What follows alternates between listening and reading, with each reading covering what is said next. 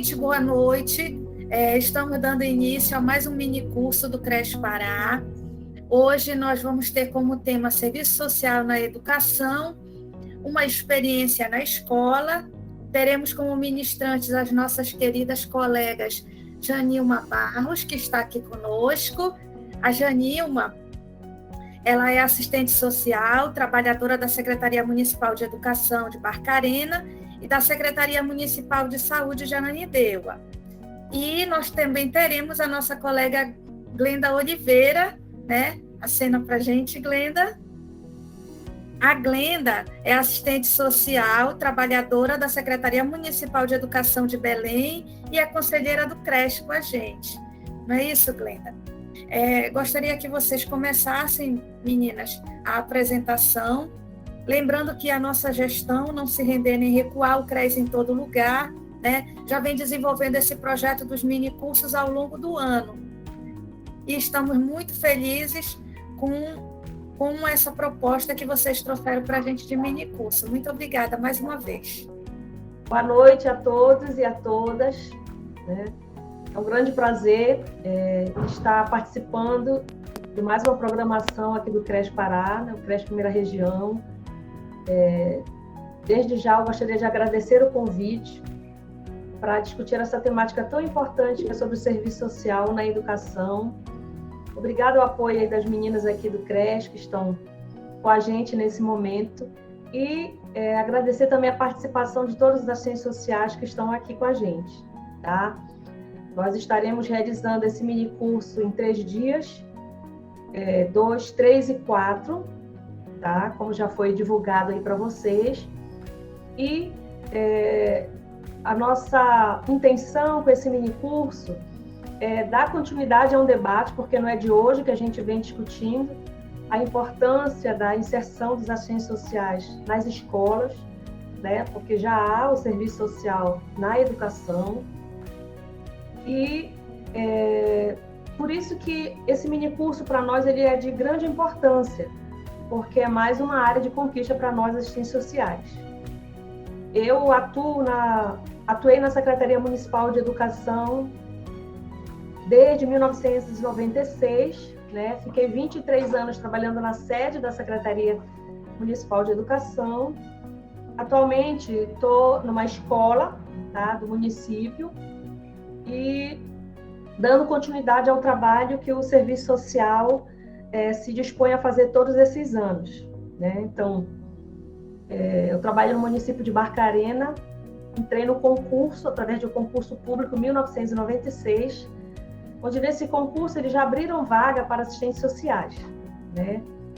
E dizendo que para nós foi muito bom, porque o serviço social, né, e nós assistentes sociais fomos muito bem acolhidos no município, pela área da educação, né? Todas as direções de escola naquele momento gostariam também que tivesse um ou uma assistente social na sua escola, porque sabem da importância do trabalho que a nossa profissão tem na sociedade nos últimos anos, né? Desde o seu processo de fundação. Hoje também atuo na área da saúde, como já foi dito aqui, no município de Ananindeua, né, que é uma outra área também muito importante e onde a gente tem condições de exercer um excelente trabalho, tá? Assim como em todas as áreas que nós, assistentes sociais, estamos. Então, esse meu minicurso, né, esse minicurso que a gente está ministrando aqui, então ele é baseado na nossa experiência, com certeza, de trabalho, e é nesse sentido que a gente vai trazer esse debate para a categoria, né? Falar e ouvir, falar com a categoria e ouvir da categoria as suas principais dúvidas, as suas principais propostas também, de repente, nessa área, né? E como que o serviço social, ele se manifesta hoje, né? Como é que está a realidade da profissão hoje aqui no nosso estado, né? Mais especificamente aqui no estado do Pará. Eu tive uma militância desde a época da faculdade, né, da universidade. Eu tive uma militância no movimento estudantil, eu sempre gosto de falar isso, principalmente para os estudantes que participam dos eventos, né, dos debates, falando para os estudantes e como que foi importante a minha participação no movimento estudantil, na época que eu estava na faculdade, me trouxe um conhecimento da realidade social, né, econômica e política que a gente vivencia. E isso foi fundamental para a minha formação. Então, o movimento estudantil me ajudou muito nesse processo. Desde a época da faculdade, a gente já debatia, já construía história, né? Então, isso é um relato muito importante para os estudantes que estão hoje nas universidades, nas faculdades, e começa a se engajar no movimento estudantil, começa a participar, porque faz parte da história, né, da nossa profissão, faz parte da história dos cursos, e com certeza vai trazer grande avanço no teu processo de formação, né? Eu também já militei, já fiz parte do sindicato também, né? E isso também foi também muito importante, porque a gente teve a oportunidade de compreender um pouco mais esse lado sindical que envolve a profissão, né? Eu participei do Sindicato de Ciências Sociais na época, e também já fui da gestão do CRES, né? Eu fui presidente do CRES na gestão 2014-2017, que só veio contribuir mais ainda para esse meu processo de formação, porque eu digo que a gente está sempre em processo de formação, né? A sociedade não estagna, nós profissionais também não estagnamos, e o nosso processo ele é contínuo, e é assim que eu penso que tem que ser mesmo, né? A gente contribui com conhecimento e a gente recebe também esse conhecimento, tá? Então, voltando aqui para os nossos slides, vocês estão acompanhando aí, o tema do nosso mini curso é Serviço Social, uma experiência na escola, né? Na verdade, eu venho trazer mais do que uma experiência na escola, venho trazer uma experiência na educação. Mais especificamente, como eu já falei para vocês, há 25 anos eu atuo na área da educação. A minha experiência veio desde dentro da Secretaria, né, Municipal de Educação, onde eu sou lotada, e também na experiência em escola, né, como eu já havia dito mais cedo. Então, eu, né, e a companheira Glenda, vamos estar nesses 3 dias aqui com vocês, socializando esse pensamento, ok? Vamos continuar. Pode passar, Ritinha. O slide.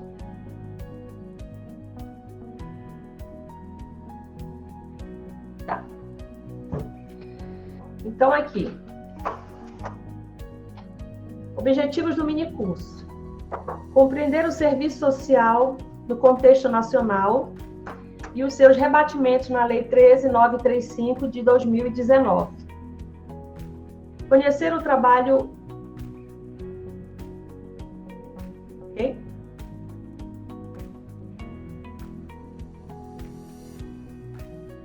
Então, segundo objetivo, conhecer o trabalho multiprofissional e interdisciplinar do assistente social na educação básica, debater sobre as atribuições e competências profissionais do assistente social na educação básica, refletir sobre as possibilidades e desafios do serviço social na educação básica. Pode seguir. Bem, essa é a nossa unidade 1, tá? E para dar início nesse processo aqui, o serviço social é uma profissão inserida na divisão sociotécnica do trabalho, ou seja, no mundo do trabalho, e atua nas expressões da questão social. As atribuições e competências dos assistentes sociais, sejam aquelas realizadas na educação ou em qualquer outro espaço socioocupacional, são orientadas e norteadas pelos princípios, direitos e deveres inscritos no Código de Ética Profissional de 93 e na nossa Lei de Regulamentação da Profissão, 8662 de 93, bem como nas diretrizes curriculares da PEPs.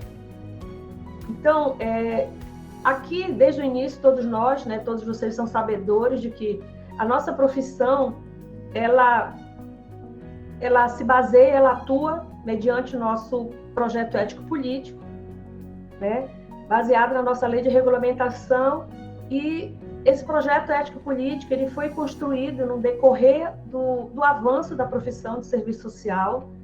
Ele tem sido uma base fundamental para a nossa intervenção, né, não só técnica, mas também como a nossa intervenção política na sociedade. E nós devemos sempre estar reforçando a importância da categoria seguir o projeto ético-político, né? Compreender, estar sempre atualizado com o código de ética e deixar com que a nossa lei de regulamentação ela nos guie no nosso processo de intervenção nos espaços socioocupacionais, ok? Pode seguir. A competência teórico-metodológica, técnico-operativa e ético-política são requisitos fundamentais que permitem ao profissional colocar-se diante das situações com as quais se defronta, vislumbrando com clareza os projetos societários e seus vínculos de classe e seu próprio processo de trabalho. Então, nós temos, né, a nossa base de trabalho, os nossos referenciais, os nossos instrumentais e toda a nossa bagagem teórica que nós trazemos para que a gente possa intervir na sociedade de forma qualitativa, né? Por meio de uma postura mais crítica, mais reflexiva, mas sempre deixando claro que nós temos uma formação de qualidade que tem nos dado subsídio todos esses anos para que a gente consiga intervir de forma bem qualificada. Já aconteceu de eu estar em alguns espaços, né, e alguns assistentes sociais perguntaram assim para mim, mas Janilma, eu vejo que algumas profissões elas têm uma forma mais técnica de atuar, né? Eu acho assim que algumas profissões são bem mais detalhadas de como que elas fazem o seu trabalho, né? E nós do serviço social? Então, algumas pessoas já me perguntaram isso, profissionais, estudantes. E aqui, para mostrar que nós temos sim a nossa base, né? A nossa base teórica. Nós temos o nosso processo também metodológico. Nós temos uma formação que nos leva a conseguir atuar nos espaços socioeconômicos, né? Nos espaços socioocupacionais, com essa nossa base teórica metodológica, entendeu? Diante do nosso processo e deixando claro para a categoria que nós também temos condições de, no processo com as outras categorias, mostrar como que o trabalho de serviço social é feito. Por isso a importância da formação, né? Por isso a importância do estudo contínuo e dizer para os profissionais, sim, que nós temos os nossos instrumentais para intervirmos na sociedade, ok? Vamos lá? O Brasil, como um dos países ao mesmo tempo subdesenvolvido e industrializado, guarda como característica fundamental a convivência de um capitalismo moderno, predatório, que produz e reproduz de forma selvagem e impune profundas desigualdades sociais. Então, a nossa amiga Sposati, falando, né, nesse processo de desenvolvimento que o Brasil realmente ele vem tendo. Nós somos um país em desenvolvimento nos últimos anos, tá? Mas ainda sobre o comando do capitalismo, né? Hoje sobre o viés do projeto neoliberal, o que traz consequências seríssimas para esse processo de desenvolvimento que a gente tanto vem discutindo no Brasil, né? E traz consequências, sobretudo, para a classe trabalhadora, que é a classe a qual a gente defende, né, na profissão. Então, esse processo de profundas desigualdades sociais faz parte do nosso processo de intervenção na sociedade. E é muito importante essa avaliação do contexto, né, essa avaliação de conjuntura que nós do serviço social trazemos para que tanto os estudantes como os profissionais de serviço social, como a sociedade no todo, elas compreendam que é assim que se dá o nosso processo de formação, né? A gente relaciona teoria e prática, com base nessa avaliação de conjuntura que a gente tem, porque nada acontece por acaso, entendeu?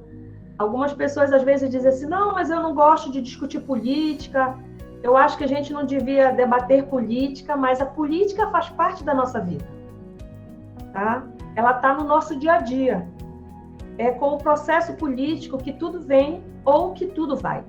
Então, é por isso que as pessoas precisam, sim, estar antenadas na política, gostar de discutir política e avaliar a política no período com a qual ela está hoje e todo o contexto, né, que a gente vem analisando dos últimos anos para entender como é que a profissão cresce, né, e como é que essas desigualdades sociais elas ainda não foram superadas ao longo dos anos. Então, diante dessas desigualdades, a classe trabalhadora ela procura alternativas para a situação de pauperização e assim procura se organizar e denunciar a inoperância do Estado burguês. O serviço social é uma profissão chamada a intervir nessa realidade. Então, as desigualdades sociais elas estão aí, né? É latente. Nós temos a classe, né, burguesa, temos a classe trabalhadora, e nesse processo da desigualdade de classes sociais, a pauperização, a miséria fazem parte da sociedade e a gente fala que diante dessa avaliação, né, o trabalhador se sente, de uma certa forma, desamparado por parte do Estado, que é quem dirige, né, a nossa sociedade, dirige o Brasil, e a classe trabalhadora ela acha que esse Estado burguês ele é inoperante diante de dar respostas significativas a melhores condições de vida para essas pessoas, né? A superar a situação de pauperização que vive até hoje. E o serviço social, né, é uma profissão chamada a intervir nessa realidade. Então, a gente é chamado a intervir e procurar, da melhor forma possível, contribuir para que as pessoas tenham acesso às políticas sociais públicas que nós temos no Brasil e nos demais serviços e programas destinados tanto no Brasil como nos estados e municípios de forma geral, né, nas diferentes políticas. Pode passar. O trabalho da assistência social na sociedade capitalista, uma sociedade de classes, onde as políticas sociais são importantes espaços na perspectiva de atuação, constitui uma mediação fundamental na garantia de direitos. Então, Borchett vem nos trazendo, né, essa citação aí, e fala que na sociedade capitalista o trabalho de assistência social é muito importante, e esse processo de mediação, né, que nós fazemos com os nossos usuários, na busca nessa construção de espaços favoráveis à superação dessas desigualdades e na busca dos direitos sociais, que é o que a nossa profissão procura trabalhar. Então, todas as áreas nas quais os assistentes sociais intervêm, eles são espaços de compromisso com o trabalho, e a educação é uma delas, onde se pode realizar trabalhos muito importantes. Eu já fui assistente social, quer dizer, eu já trabalhei na área da habitação, né, quando eu estava ainda no meu campo de estágio, já trabalhei na assistência social, já trabalhei em ONG, e hoje sou da educação e saúde. Então, eu posso dizer que eu sou privilegiada em poder atuar nessas diferentes áreas, mas compreendendo que cada uma delas tem a sua especificidade, é claro, mas que o trabalho do assistente social é o mesmo, né? Que é procurar garantir direitos. E a área da educação é uma área que não é diferente das outras áreas no intuito de procurar essa garantia de direitos. Por isso que ao longo dos anos, né, é uma luta que tem sido feita pelo conjunto Cefes-Cres, né, a BEPS, Enesso, as nossas entidades representativas da profissão, para que nós também tivéssemos a oportunidade de contribuir na política de educação através das ações sociais também nas escolas. Então, essa foi uma realidade que conseguiu se concretizar, que está se concretizando, pelo menos hoje, ok? Pode passar. Que educação defendemos? Não há só um modelo de educação, né? Por isso que eu coloco essa pergunta para a categoria. Que educação defendemos? Assim como a gente discute que assistentes sociais, que profissionais nós queremos ser, eu também faço essa pergunta aqui para vocês, né? Eu e Glenda fazemos essa pergunta aqui para vocês. Que educação nós defendemos e vamos defender daqui para frente, né? Então, nós podemos dizer que existem 2 modelos de educação. Uma educação conservadora e uma educação progressista. Então, quais são as características dessa educação conservadora? Ela não é libertadora, é considerada conteudista e moralizadora.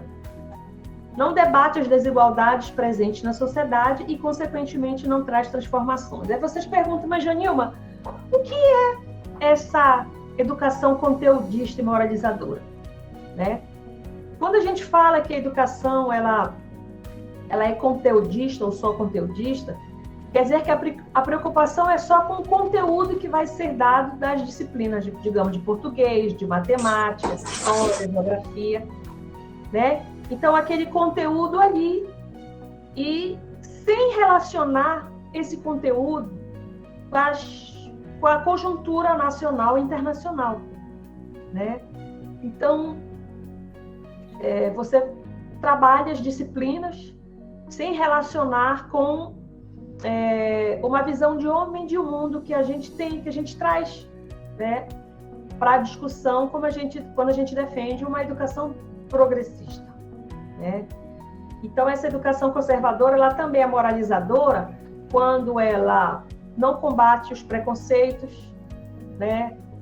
Não discute gênero, as relações de gênero, não fala do racismo, não fala da violência contra a mulher, contra a criança e adolescente, não fala da violência, dos tipos de violência que a sociedade apresenta, e não tenta combater, né, as injustiças sociais. Então, ela vai e apresenta para o aluno o conteúdo daquelas disciplinas e pronto, não consegue avançar numa discussão maior. E os nossos alunos, né, os alunos, assim como nós, eles também estão na escola, mas eles querem algo a mais. Eles não querem só o conteúdo. Eles também não querem uma escola moralizadora, entendeu? Eles querem uma escola onde eles tenham espaço para poder falar e também para serem ouvidos, né? Então, não que todas as pessoas que trabalharam ou que talvez trabalham em algumas escolas ou espaços educacionais que sejam conservadores, consideradas conservadoras, que não tenham profissionais também que tenham uma postura diferenciada disso, tá? Mas o objetivo é trazer para vocês, né, que o que representa na sociedade essa educação conservadora, que a nosso ver não contribui nada para libertar, né, o Brasil e os estudantes de estar aprisionados, né, numa sociedade retrógrada. E temos a educação progressista, né? A educação progressista é considerada transformadora, libertadora, democrática, participativa. O conhecimento escolar ele é pensado e é construído com base na realidade social. E essa educação progressista, a educação que a gente defende hoje enquanto Conjunto Cefes-CRES, né, que a gente defende enquanto assistentes sociais e que eu, enquanto educadora, defendo também para o município que eu trabalho, assim como para o Brasil e para o mundo. Que a educação ela seja progressista. Nós não temos mais condições de avançarmos em espaços educacionais ou em espaços escolares onde você não consiga identificar o sujeito social que lá se encontra, né? E nesses espaços profissionais nós temos não só os alunos, nós temos os professores, temos as ciências sociais, os fonoaudiólogos, os psicólogos, né? E alguns que têm, é claro, né? Nós temos os outros trabalhadores da educação, que são os servidores, que são as pessoas que trabalham no administrativo, na equipe de apoio, as merendeiras, e a direção das escolas. E nesse processo nós temos a comunidade escolar. Então, são várias categorias, são várias pessoas presentes nesse processo da educação pública ou privada, que precisam ser enxergados. A escola precisa enxergar o sujeito que lá frequenta, que participa, seja ele o docente ou o discente ou os demais trabalhadores da educação. Eu trouxe um destaque aqui para um grande educador, né, que não está mais com a gente, que é o Paulo Freire, né, que trouxe grandes contribuições para a sociedade, grandes contribuições para a educação, para a política de educação e para essa educação que a gente chama de educação progressista. Então, nos fins dos anos 50 e 60, da época da ditadura, idealizou a educação popular e realizava uma das primeiras iniciativas de conscientização política do povo, em nome da emancipação social, cultural e política das classes sociais excluídas e oprimidas. Então, o trabalho do Paulo Freire, assim como de outros grandes educadores, né, de grandes teóricos progressistas, tem sido fundamental para que a gente consiga superar espaços mais retrógrados que a gente identificava na educação conservadora, né? Até porque a gente sabe, né, a gente tem feito esse debate, que o conservadorismo ele está presente na sociedade, assim como ele ainda está presente na nossa profissão, mesmo após o nosso movimento, né, de renovação do serviço social. A gente tem o conservadorismo presente. E ele está presente na profissão, por quê? Porque a sociedade ainda tem no seu modelo o processo conservador. Então, eu digo para os estudantes que assistem, né, esse mini-curso, assim como para os profissionais, né, das diferentes áreas, não só assistência social, que nós precisamos saber que educação a gente quer e precisamos fazer essa defesa.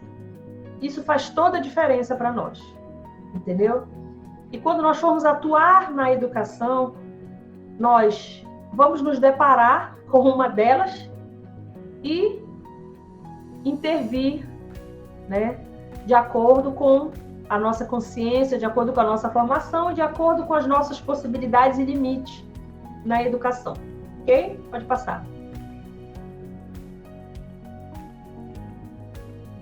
A história tem registrado a evolução da educação através da produção de novos conhecimentos, do avanço da ciência e da pesquisa, da ampliação de mais escolas e universidades, do debate para a superação do machismo, preconceitos, discriminação, sobretudo contra os pobres, contra as mulheres, contra os negros, tanto nas escolas como nas universidades. Para quem acompanha, né, quem estudou bem a história da sociedade, assim como a história do Brasil, as mulheres e os negros antes não podiam votar e também não podiam estudar, né? Os negros não eram considerados sujeitos de direitos, por isso não tinham direito a estudar. As mulheres também não eram consideradas, né, sujeitos de direitos, como não se enquadravam na categoria dos homens. Então, também não lhes era permitido estudar, porque o machismo era muito presente, né? Havia esse machismo, esse preconceito em relação, como eu falei, tanto às mulheres como aos negros. E tanto nas escolas como nas universidades, elas não eram. Mas com o avanço do debate sobre o machismo, sobre os preconceitos, sobre a emancipação da mulher, né, e dos negros na sociedade, os espaços foram se abrindo, os direitos foram sendo adquiridos, diante de muita luta, muita organização, né, da sociedade civil, para que isso pudesse acontecer hoje. E hoje nós estamos, tanto as escolas, né, básicas e as universidades, elas estão com as portas abertas para negros e mulheres. Não quer dizer que todos consigam ter acesso a esses espaços, todos consigam ter acesso à educação. A situação de exclusão social, a situação de pauperização das classes menos favorecidas, infelizmente ainda são um retrocesso para que as pessoas consigam ter acesso às principais políticas públicas, na verdade a todas as políticas públicas, né? Por isso nós ainda temos um índice muito elevado de analfabetismo no Brasil. Nós temos pessoas que até hoje não sabem ler e não sabem escrever, né? E, infelizmente, é uma realidade muito triste para nós. Chegamos até hoje, né? Estamos no ano de 2021 e nós encontramos as pessoas ainda em situação de analfabetismo. Olha aí como a gente retoma lá na frente, né? A inoperância do Estado diante dessa situação. E nós temos condições de contribuir com isso, que é o que eu vou falar também um pouco mais lá na frente. Mas lembrando um pouco de como é que foi essa vivência, né, de homens e mulheres que até hoje sofrem, né, também esse preconceito na sociedade. É assim que a história se transforma, quando há interesse, compromisso, planejamento e organização. Faz parte de um projeto de sociedade. Mas a educação também sofre ataques de forma cruel do capitalismo e dos governos conservadores. Assim como a gente teve e tem avanços na política de educação, né? Avanços na área da educação, mas a gente também ainda tem muitos entraves. Vocês vivenciam, né, nas mídias, o corte de verbas para a educação, assim como para outras políticas públicas. A falta de mais incentivo na educação, né, de mais incentivo nos educadores, a falta de mais incentivo e de apoio para que todas as crianças, os jovens, os adultos, os idosos estejam estudando e consigam concluir, né, a sua formação. Então, nós temos ainda muitos entraves. Os avanços vêm, mas os entraves, eles são grandes também. Então, assim tem sido a história também de serviço social, né? Nós somos uma profissão de luta e de resistência nas décadas que se seguem. Nós, inclusive, passamos pelo período da ditadura militar, tivemos o nosso enfrentamento na ditadura militar, né? Inclusive o Cefes, num dos encontros nacionais do conjunto Cefes-Creche, fez esse debate sobre a ditadura militar. Eu estive presente, na época eu fazia parte do Conselho de Serviço Social, e as histórias apresentadas pelos assistentes sociais que lá estavam, que participaram e sofreram com a ditadura militar, foram vítimas da ditadura militar, as histórias delas foram muito sofridas, né? E a gente olhava para trás e a gente via uma plenária inteira lá no Congresso de Serviço Social, né, no Encontro Nacional de Serviço Social, das pessoas chorando diante do que foi a dureza da ditadura para a sociedade e o que foi também para esses assistentes sociais que foram vítimas, né, dessa ditadura. E que a gente, com certeza, combateu na época, procuramos combater na época e procuramos combater até hoje. Nós fazemos uma defesa de que os militares nunca mais venham assumir o poder. Nunca mais queremos a ditadura militar, né, no Brasil. E por isso, né, nós saudamos os assistentes sociais que conseguiram enfrentar esse desafio e conseguiram resistir à ditadura, ou aqueles que morreram também lutando, né, contra a ditadura no Brasil. Ok? Pode passar. Fora Bolsonaro, com certeza. Né, Lorena? A história tem registrado a evolução na educação. Nós temos a LDB, que é a Lei 93/94 de 1996. Então, o que é a LDB? Ela é a Lei de Diretrizes e Bases da Educação, né? Define e regulariza a organização da educação brasileira com base nos princípios presentes na Constituição de 1988. Ela também foi citada pela primeira vez na Constituição de 1934. Então, já se procurava essa discussão da ampliação, né, da importância da educação no Brasil. Na LDB, está previsto a categoria do magistério e outros profissionais. Então, quando eu entrei para a educação, eu já tinha estudado, né, LDB na época que eu estava na graduação, na universidade. Eu já tinha feito um estudo sobre a LDB, eu já conhecia, já tinha feito, inclusive, trabalho, né, sobre a LDB.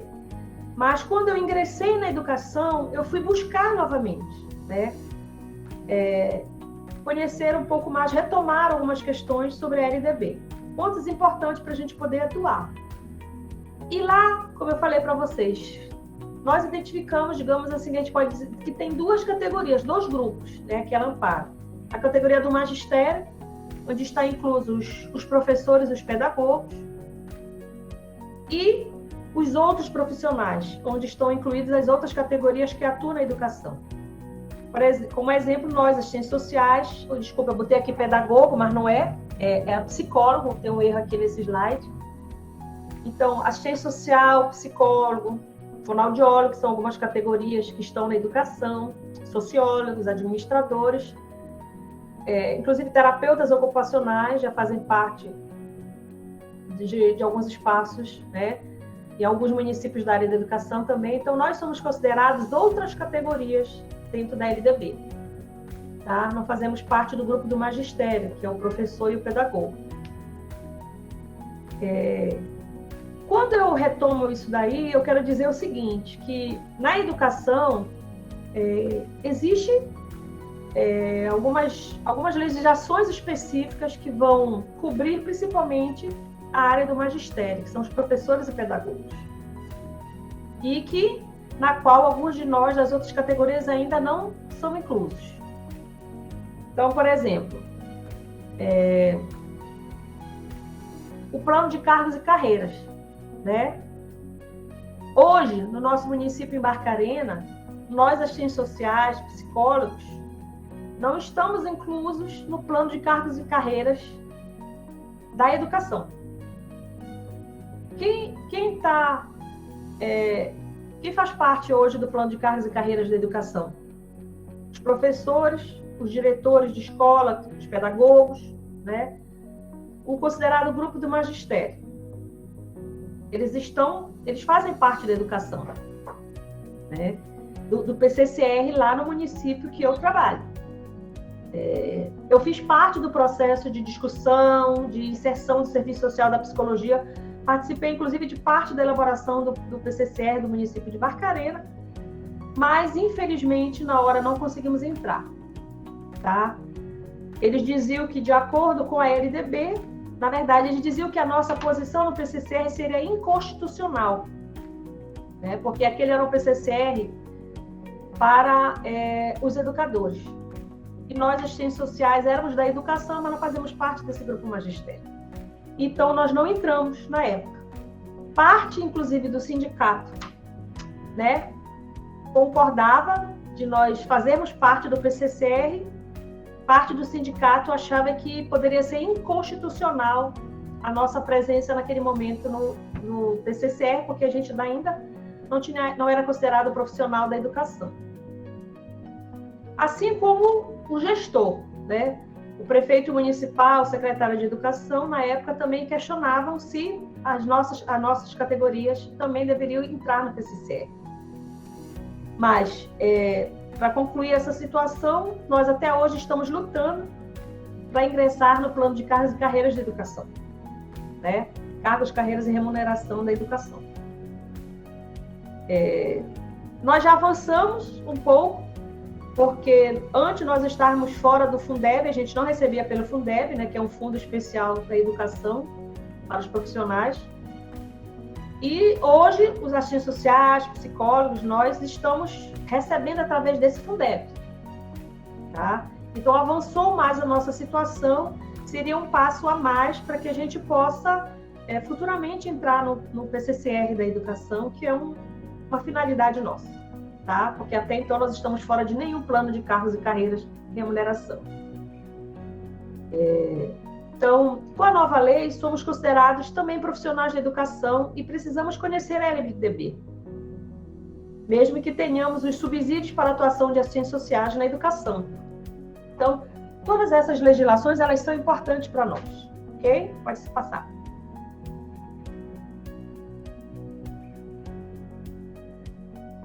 Como em todas as áreas, os assistentes sociais precisam conhecer as legislações vigentes e as atribuições que terá que desempenhar no espaço socioeconômico no qual vai atuar.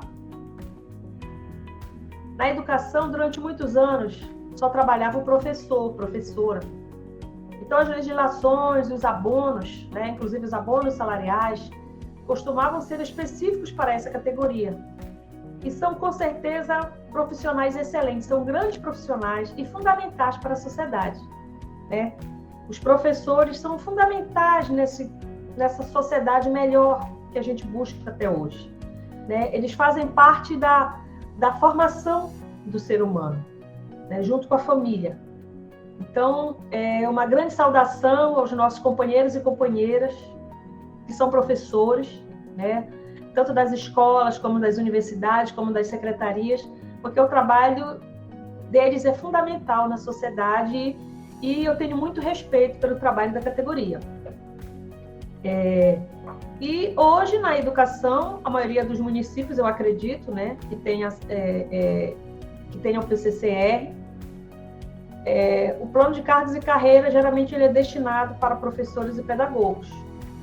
Não estamos inclusos, como eu falei, porque a LDB não nos considera outras categorias, né? Bem, como avanço, para nós que somos que buscamos a inserção do serviço social da psicologia nas escolas e atuam nas secretarias de educação, então nos espaços de educação especial, o conjunto Cefes-CRES, ao longo dos anos, foi realizando grandes debates com a categoria, né, com os assistentes sociais, através de seus diferentes fóruns de participação, né, inclusive nos grupos temáticos, nos congressos, nas conferências, nas formações, né?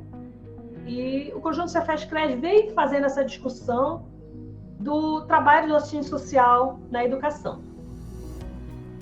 Como resultado desse trabalho, surgiram, né, foi criado o subsídio do serviço social na educação, tá?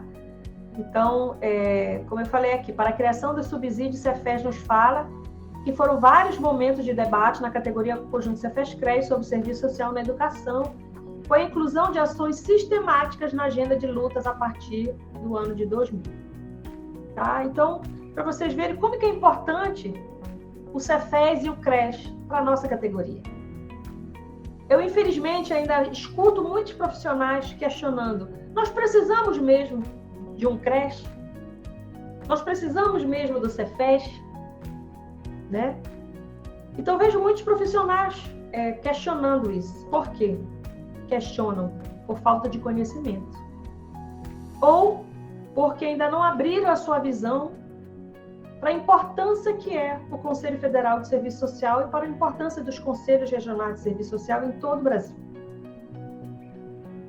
Né? O Conjunto Cefes-CRES, ele é responsável pela regulamentação da nossa profissão, pelo exercício legal da profissão, né? Pela defesa dos assistentes sociais nos espaços socioocupacionais, pelas condições éticas e técnicas de trabalho da nossa categoria, né? Com apoio da fiscalização dos espaços socioocupacionais e também através dos grupos que fazem parte dos CRES, né? Serviço Social na Educação, Serviço Social da Formação, Sócio-Jurídico, Previdência Social, Saúde, né? Então, os diferentes grupos temáticos que nós temos que fazem parte do CRES. Então, eu digo para os assistentes sociais e para a categoria que o trabalho dos CRES é fundamental para nós sermos a profissão que nós somos hoje. Uma profissão que avança, uma profissão crítica, uma profissão que procura, da melhor forma possível, atender os seus usuários, né, dentro de uma perspectiva de direitos e combatendo qualquer forma de sonegação ou de falta de acesso a esses direitos. Então, se nós não tivéssemos o Conjunto Cefes-CRES defendendo o exercício legal da profissão, nós estaríamos com muitas pessoas aí sem estarem formadas e sem estarem registradas no CRES, atuando como assistente social. Na época que eu fui do CRES, né, chegou uma secretária de assistência do município, veio perguntar por que a assistente social do município dela até hoje não tinha a carteirinha de assistente social. E aí ela disse, olha, ela já está 1 ano trabalhando comigo na assistência social do município que eu trabalho, e até hoje ela diz que ela não consegue pegar a carteira do CRES. E eu queria saber o que aconteceu, né? E por coincidência, essa secretária municipal de assistência era minha amiga, né? Uma excelente pessoa. E a gente começou a conversar, e ela disse, olha, Janima, eu vou te mostrar a declaração que ela trouxe daqui do CRES para entrar no município. Foi assim que nós contratamos o serviço dela. Quando ela puxou a declaração desse município, a declaração que a dita assistente social, a falsa assistente social, tinha apresentado no município era falsa, com a minha assinatura falsificada. Quer dizer, chegou uma moça lá no município com uma declaração falsa do CRES, com a minha assinatura falsificada, dizendo que era assistente social e conseguiu ser contratada. E aí eu digo porque eu vivenciei. Quando ela puxou o papel da pasta dela, de longe eu disse, já vou logo dizendo, essa assinatura não é minha. Então nós registramos esse processo na Polícia Federal, né?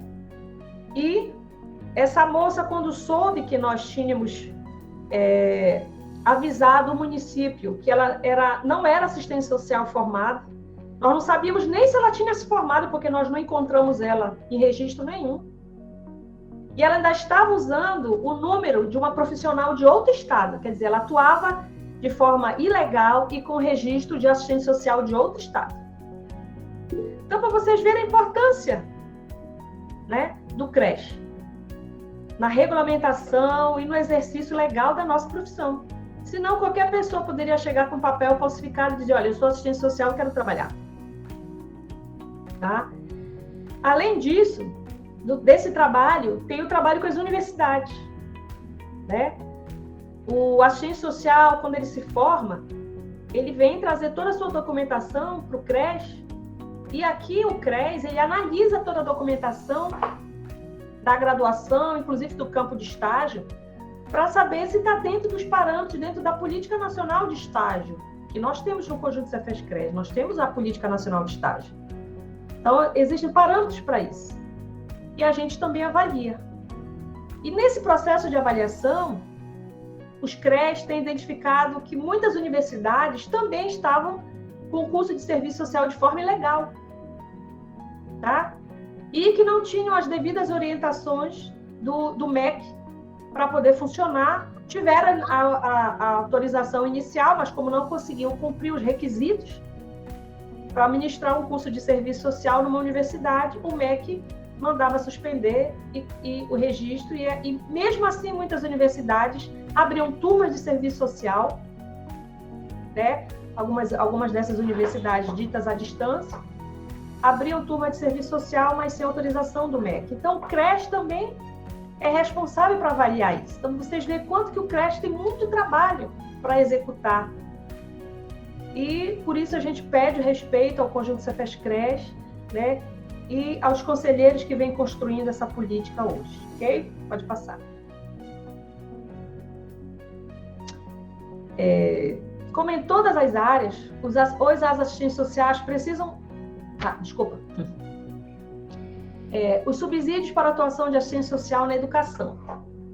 Eu vou colocar aqui só algumas questões, né, que o subsídio para atuação de assistência social na educação, inclusive tem um erro aqui no slide, está escrito só CAIS em vez de sociais. Depois vocês corrigem aí, tá bom? O subsídio para atuação de assistência sociais na educação, como eu falei, foi um trabalho da categoria, né, com o Conjunto Cefes-CRES, ABEPS, ENES, que avaliou a realidade da educação brasileira e como que o serviço social poderia estar contribuindo nessa política. Eu coloquei aqui alguns requisitos que são importantes, mas quem quiser se aprofundar, tem no site, né, do Cefes, o subsídio para atuação de assistentes sociais na educação, e nós também temos os livros, né, que estão nas livrarias, que você também pode comprar e ter, porque é muito importante você ter, tá? Infelizmente, né, tem uma pergunta aqui que fala que se a colega foi presa, né, se a moça foi presa. Nós, infelizmente, não conseguimos achar essa moça.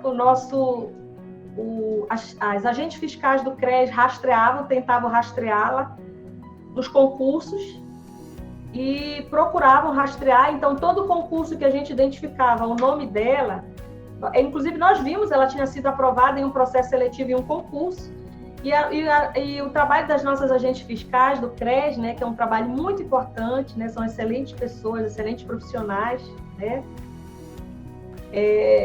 elas conseguiram identificar que essa moça tinha passado, por exemplo, no processo seletivo no concurso em tal local.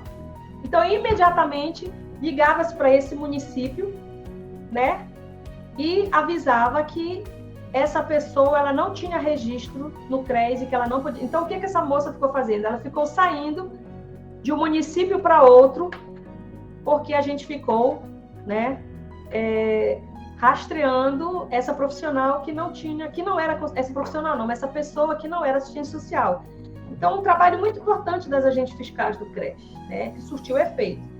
Mas, infelizmente, o CRES não conseguiu prender até pelo menos o momento que a gente estava ainda na nossa gestão, né? Como eu falei para vocês, eu era presidente do CRES nessa época, ok? Então, é isso. Eu vou ler mais essa parte aqui, tá bom? E a gente vai dar uma pausa aqui rapidinho, tá? Então, o subsídio para a atuação de ações sociais na educação, ele prevê as abordagens individuais e a atuação junto às famílias são bastante necessários e as estratégias para o trabalho infantil, tá? Então, abordagens individuais e atuação com as famílias e as estratégias para o trabalho profissional. Intervenção coletiva junto aos movimentos sociais, reconhecendo os sujeitos coletivos e em defesa de uma educação pública. A dimensão investigativa para a compreensão das condições de vida, trabalho e educação. Inserção dos assistentes sociais nos espaços democráticos de controle social para contribuir para a participação dos alunos, servidores e famílias na educação. A dimensão pedagógico-interpretativa e a socializadora das informações e conhecimentos no campo dos direitos sociais e humanos das políticas sociais. A dimensão de gerenciamento, planejamento e execução direta de bens e serviços. Pode passar.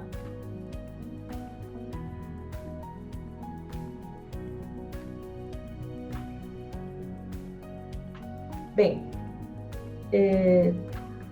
aqui a gente está trazendo, né, a lei que foi aprovada, a 13935 de 2019. E o que essa lei ela defende? O que ela vem trazer para a política de educação e o que ela vem trazer para a categoria? Então, ela cria a prestação de serviços de psicologia e de serviço social nas redes públicas de educação básica. As redes públicas de educação básica contarão com serviços de psicologia e de serviço social para atender às necessidades e prioridades definidas pelas políticas de educação por meio de equipes multiprofissionais. As equipes multiprofissionais deverão desenvolver ações para a melhoria da qualidade do processo de ensino-aprendizagem, com a participação da comunidade escolar, atuando na mediação das relações sociais e institucionais. O trabalho da equipe multiprofissional deverá considerar o projeto político-pedagógico das redes públicas de educação básica e dos seus estabelecimentos de ensino. Tá? Então, a LDB é a lei que regulamenta, né, a educação, que dá as diretrizes para a educação, mas dentro das escolas, as escolas elas têm que fazer o seu projeto político-pedagógico. Tá? Então, para quem ainda não ouviu falar, ou quem não é da área da educação, nunca atuou, todas as escolas elas precisam fazer o projeto político-pedagógico. Tá bom? Por quê? Esse projeto político é que vai dar o norte, é que vai dar as diretrizes de como aquela escola vai atuar, né, com a comunidade escolar. Então, a quantidade de funcionários que irão trabalhar, a quantidade de professores, que disciplina serão executadas, se terão programas e projetos a serem desenvolvidos, qual a verba que vai precisar para isso, né? Como é que vai se dar o controle social, né? Se a gestão da escola vai ser democrática e participativa ou se não vai ter acesso, se as escolas vão ter os conselhos escolares, né? Então, as escolas precisam ter o projeto político-pedagógico, que eles são formulados através de reunião e de assembleia com os trabalhadores da educação e com a comunidade escolar, tá? E assim ele é feito o projeto político-pedagógico. E ele precisa ser acompanhado. Então, eu desde o ano passado, enquanto assistente social da escola, eu tenho tido também uma contribuição no projeto político do município que eu trabalho, tá? E como todo trabalho com equipes multiprofissionais ou interprofissionais, os conhecimentos eles chegam, nós do Serviço Social também trouxemos grandes contribuições para o projeto político-pedagógico da escola, tá? Com a visão que a gente tem de homem de mundo, com o conhecimento que a gente tem do Estatuto da Criança e do Adolescente, da política do idoso, né? das discussões das relações de gênero, das questões étnico-raciais. Então, com esse conhecimento que a gente tem, né, das legislações presentes no Brasil, a gente traz também muitas contribuições para o projeto político-pedagógico, né? E a gente pede, inclusive, que os projetos eles tenham essa visão, né, de trazer à discussão essas temáticas aí. Que entre os projetos que sejam aprovados, sejam projetos que tragam essas temáticas à discussão da categoria. E nós, assistentes sociais, temos que ser os primeiros a estar na escola para fazer essa defesa. Tá?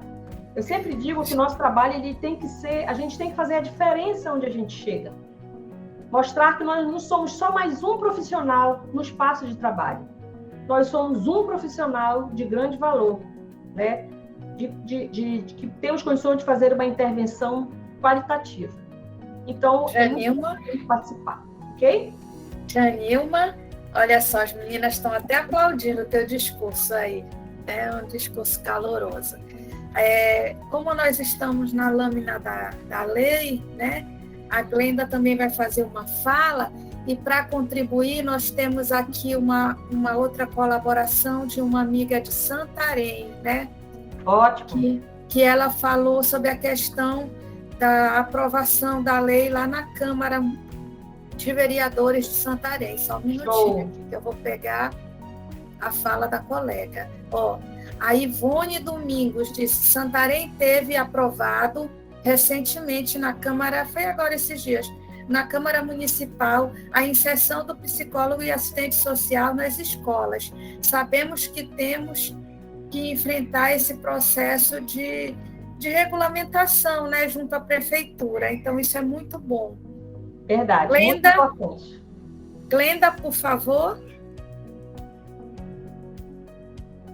Oi, estão me ouvindo? Sim. Estamos sim. Bom, gente, boa noite a todas e todos, né? Quero agradecer aqui a coordenação, né, do minicurso, a colega Janilma, né, pela sua contribuição nesse primeiro momento. Acho que é muito importante e pertinente a gente entender, né, aonde é o nosso lugar e qual é a perspectiva que a gente acredita para uma educação, né, dentro de uma prerrogativa profissional crítica, dialética, né, e em defesa do nosso projeto ético-político também, que a gente defenda uma educação escolarizada, né, transformadora, emancipadora, laica, pública, né, gratuita. Então, acho que é importante a gente sinalizar isso, né? Então, a minha fala, ela vem trazendo um pouco também, complementando a fala da Janilma nesse processo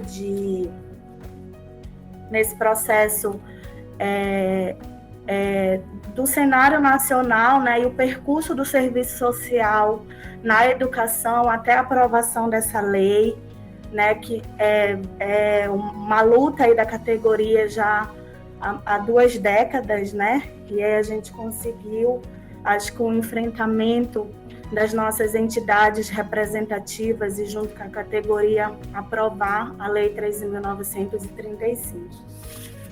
E quando a gente fala desse cenário, a gente precisa também entender o sistema em que a gente vive, né? O sistema em que a gente está inserido, que é nesse sistema capitalista. E quando a gente entende esse Estado, né? Esse Estado desde a época, né? do Estado monopolista, em que ele vem para fazer essa intervenção. E a intervenção dele ele pode ser funcional ou ele pode ser estrutural. E esse Estado ele vem para garantir, né, a preservação física da força de trabalho, e o sistema capitalista monopolista ele vem para manter, né, e preservar a propriedade privada e garantir esse superlucro. Por que eu estou falando isso? Porque isso vai gerar as contradições em que o nosso trabalho ele é inserido, né, onde a gente está inserido nessas contradições do sistema capitalista. Então, o capitalismo ele vem potencializar essas contradições já existentes, né? E evidenciar novas contradições e antagonismo.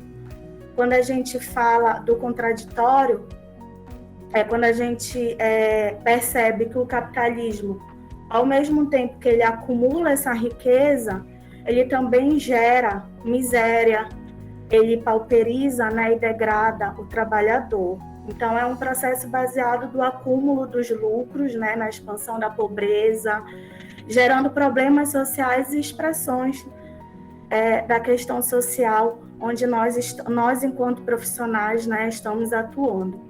Então, esses problemas sociais, eles vão gerar as demandas, né, as demandas sociais. José Paulo Neto ele coloca que as respostas, né, às demandas da classe trabalhadora por parte do Estado, ele também são funcionais ao monopólio, né? Então, esse Estado ele é capturado em busca da legitimidade política que corresponde a algumas demandas, né, da classe trabalhadora. Então, esse Estado ele enfrenta a questão social a partir das suas expressões por meio das políticas sociais. E a educação ela é uma delas. né? A política de educação, ela vem para também fazer essa intervenção, fazer essa mediação dentro dessas demandas sociais que é acarretada por esse sistema maior, né? Então, a funcionalidade da política social, ela advém decorrente da capacidade de mobilização também e organização da classe operária, né, dos trabalhadores, mas que o Estado ele vai agir estrategicamente, porque ele vai fazer essa mediação, né, das classes antagônicas, né, entre a classe operária e a classe burguesa. Então, para que a gente possa entender, né, por exemplo, a Yamamoto, ela coloca que o profissional, né, o assistente social, ele também vem para contribuir de forma estratégica, uma estratégia profissional e política para fortalecer os interesses do trabalhador. Embora a sua atitude política e profissional, ela não exclua também os interesses do capital. Então, essas demandas, elas são reproduzidas pelas necessidades sociais, que é histórico, né? A gente apresenta as nossas necessidades objetivas, nossas necessidades sociais. Ela é historicamente apresentada pelos interesses da classe antagônica, né, da relação entre capital e trabalho, dentro das demandas institucionais para responder às necessidades desse confronto. E aí, as políticas sociais, ela vem como uma mediação entre as demandas institucionais e as requisições profissionais, né? Essas demandas institucionais, elas são atendidas como canais de reconhecimento e legitimidade das demandas sociais, que se expressam pela necessidade do capital. Então, se a gente for... Deixa eu só colocar aqui. As demandas sociais, elas partem a partir da contradição, né, e do antagonismo pertencentes às classes sociais, e as demandas institucionais, elas são vinculadas às contradições da sociedade capitalista. A institucionalização da profissão dentro da divisão social do trabalho, ela encontra-se vinculada ao crescimento das grandes instituições de prestação de serviços e assistenciais, né? Então, a Yamamoto, ela coloca que o enfrentamento da questão social, ela vem por meio das políticas sociais, né? Então, entender que a demanda, ela vai chegar a esse profissional a partir dos serviços sociais prestados pela instituição, né? E o assistente social, né, embora trabalhe a partir da situação da vida do trabalhador e da sua família, ele também está diretamente solicitado a atuar junto a ele e por demanda, na maioria das vezes, né? Então, entender essa questão das demandas sociais e das demandas que são institucionalizadas, em que o Estado ele vem para essa mediação, porque essas demandas elas vão se apresentar na educação, né? No espaço ali no espaço socioocupacional ali da escola, e a gente precisa entender, né, quais são essas demandas que chegam dentro da educação. É violência, é evasão escolar, é analfabetismo, o que é? E o que eu, enquanto profissional, posso fazer essa intervenção, que ao mesmo tempo que eu tenho que responder a demanda institucional, porque a demanda institucional, ela me apresenta essa demanda social. Mas o que eu posso fazer para a minha intervenção ser a favor do interesse da classe trabalhadora, né? Para que eu não faça só essa reprodução do capital ali dentro onde eu estou trabalhando. Então, por isso que a nossa atuação e a importância de estarmos dentro desse espaço, ela é fundamental, porque nós temos a capacidade técnica, teórica, metodológica e política de fazer uma intervenção com qualidade crítica, né, objetiva e a favor da classe trabalhadora, né, de interesses para que a gente possa, de fato, ter uma educação transformadora. Então, a demanda social da educação escolarizada, ela foi reconhecida, institucionalizada pelo Estado a partir da década de 30, de 1930, né? E aí, falando um pouco desse percurso histórico, né? Quando a gente fala da prática do serviço social na educação escolar, ela vai estar relacionada aos problemas apresentados pelo educando no espaço da escola e da comunidade. Foi um processo gradual, né, que antes nós estávamos inseridos apenas para fazer o desajustamento social, né, dentro daquele espaço. Mas aí, com a mobilização, acho que da categoria, né, dos nossos, acho que até dos nossos autores, né, do serviço social, que, né, estudam a temática, e dentro das nossas entidades representativas, em que a gente pode estar debatendo politicamente sobre essa temática, a gente foi evoluindo e percebendo que a gente não estava ali só para fazer essas mediações, né? Apagar incêndio, essas prestações, né? Como é que a gente pode fazer? De evasão escolar, ir atrás do aluno que evadiu, mas a gente poderia potencializar o nosso trabalho ali dentro, né? Viabilizando o acesso desse aluno, dessa aluna dentro da escola e de sua permanência também, né? Então, a partir de 1988, com a Constituição Federal, que se tem um redimensionamento da atuação do serviço social diante das demandas apresentadas nas escolas, né? Então, a gente tem todo um percurso historicamente, né, da nossa atuação dentro desse espaço e de como essa educação ela foi formalizada também dentro da sociedade brasileira, né? De como ela surgiu, de como ela iniciou. Por exemplo, quando a gente chega no fim do governo do Juscelino Kubitschek, em que ele apresenta uma educação industrializada, né? E depois teve a campanha nacional contra o analfabetismo, em que a gente tem Paulo Freire, né? Que na época fazia parte de uma comissão, eu acho que era a cultura popular, se eu não me engano, batia em frente mesmo do governo e de como estava se constituindo a educação nesse período, né? Em que ele emanava-se muitas críticas ao governo e a taxa do analfabetismo muito grande no nosso país. Então, ele vem para rebater isso, era um pesquisador que pesquisava sobre o analfabetismo, tanto que hoje ele é o patrono da educação, né?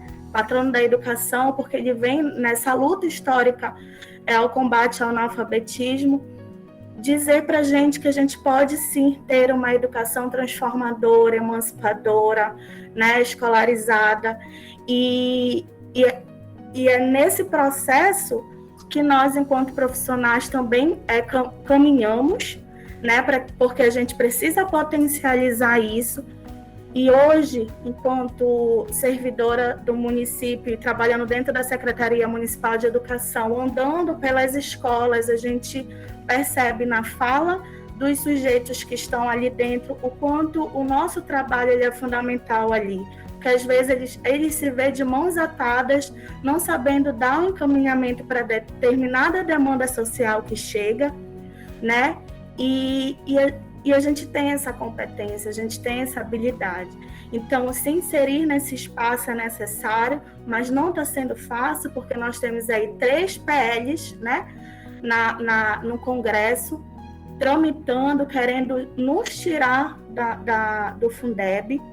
Então, eu digo aqui que é preciso a categoria se unir, né, a categoria se fortalecer, combater isso, para que, de fato, a gente consiga permanecer dentro da lei do FUDEB, né, 14.133, né, acho que combater essas peles. Ontem, dia 1º de dezembro, a deputada professora Dorinha acho que é do Demo, de Tocantins, ela voltou atrás, né, e reconheceu que nós somos categorias importantes para estar dentro desse espaço, mas acredito que só voltou porque teve pressão, sim, né, das nossas entidades e da categoria, porque a gente continua aí nesse embate.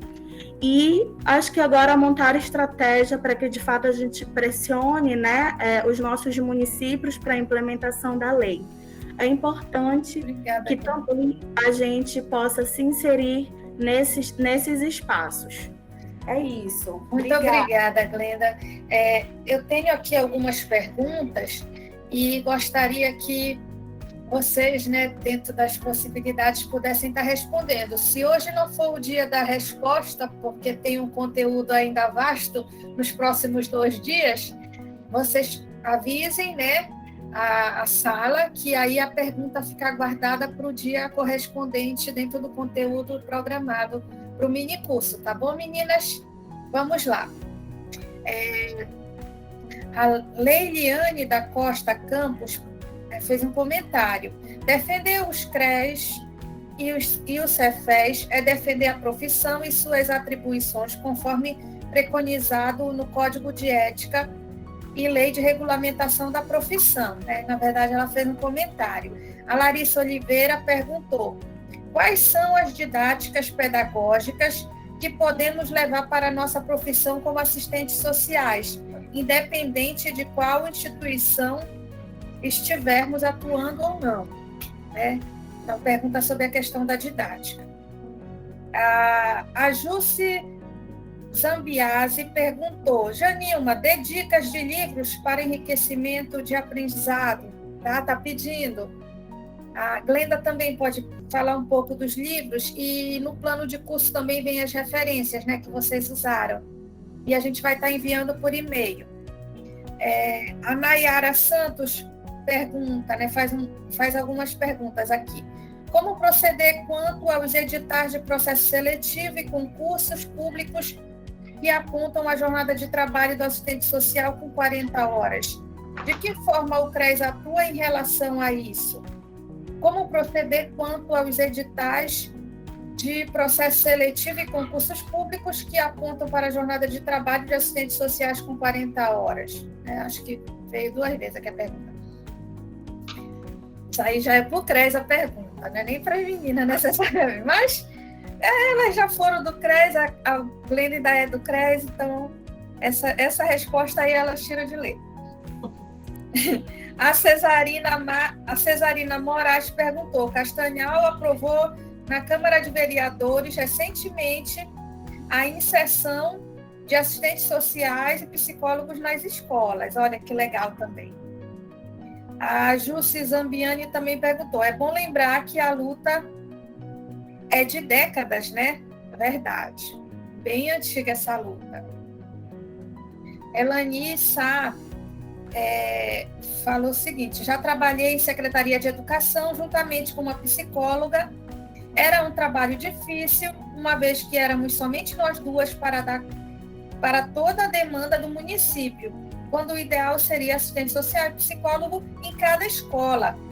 E ainda haviam alguns técnicos, pedagogos, que, mesmo nós explicando nossas competências, esperavam que agíssemos como pedagogos, né? Então, assim, são competências diferentes. E lidar com essas diferenças também é complicado.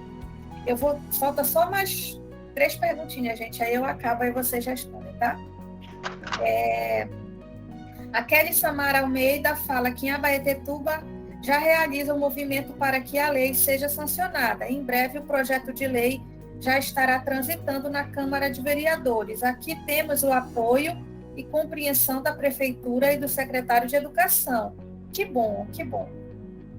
A Josiane Guilherme fala que Josiane Guimarães: a lei é sem dúvida um avanço para nós assistentes sociais, mas em contrapartida para o mercado de trabalho, se não por meio do concurso, é sempre exigido tempo de experiência e que muitas vezes não atuamos por falta de oportunidade.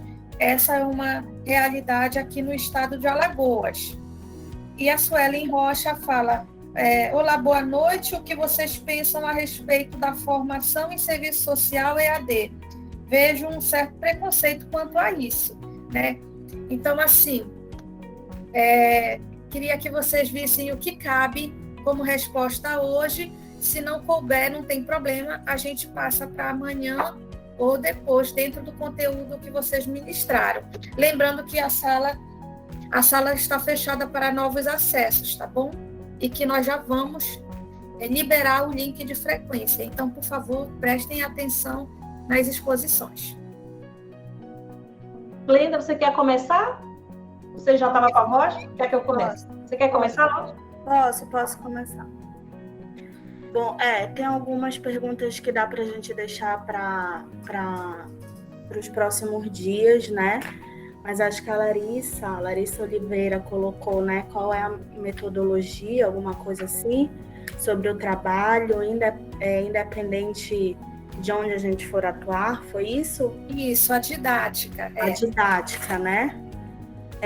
Acho que dá para responder, mas aí no sábado a gente vai estar falando sobre as atribuições e competências profissionais da assistente social na educação. Possa ser que esclareça melhor, né? Mas assim, falando brevemente sobre isso, claro que nós temos o nosso código de ética, né, a lei de regulamentação, onde lá está dizendo quais são as nossas atribuições e competências. Isso vale para qualquer espaço socioocupacional onde nós tenhamos, mas a gente precisa se adequar conforme a política, né, em que nós estamos inseridas. E especificamente da educação, a gente tem, né, nós temos um parâmetro, né, como é que nós pensamos sobre essa educação, o que a gente pode linkar, né, dentro de uma educação.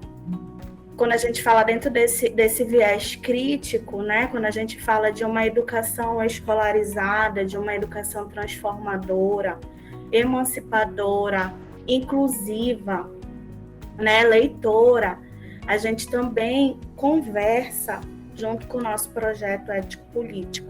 Então, pensar nessa didática é sempre conversar com o nosso projeto ético-político, que está materializado no nosso código de ética, na nossa lei de regulamentação e nas diretrizes curriculares da ABEPS, né? Junto com a perspectiva crítica da política social que a gente está inserido, né? Então, nesse momento, por exemplo, que eu estou inserida trabalhando dentro dessa política, eu vou pelo viés freiriano, né? Porque eu acho que a concepção freiriana, ela dialoga com o meu projeto ético-político do serviço social. Então, a gente consegue, dali, fazer os nossos planejamentos. Inclusive, tem assistente social aqui da SEMEC, né? Que faz parte da coordenação em que hoje eu estou. Nós estamos justamente nesse momento trabalhando, né? Montando os nossos instrumentos técnicos a partir das estratégias freirianas, né? Que é o que a secretaria hoje ela coloca para a Rede Municipal de Ensino de Belém, né? E também dialogando com o nosso projeto ético-político. Isso a gente precisa ter essa didática, né, essa metodologia em todos os espaços que nós estamos. Então, eu digo que é o nosso projeto ético-político e a concepção crítica da política em que a gente está inserido. Teve uma outra aqui, eu acho que... Eu não sei se cabe com a nossa temática, mas eu vou responder aqui, né, o que vocês pensam sobre o serviço social EAD. Vejo um certo preconceito. não é a questão de preconceito. Eu acho que nós dentro, né, da Comissão de Formação Profissional, por exemplo, aqui dentro do Conselho Regional de Serviço Social, nós debatemos muito sobre essa questão, porque nós acreditamos numa formação profissional presencial, né? Mas não que as EADs não são suficientemente, né, capacitadas ou que não tenham bons profissionais.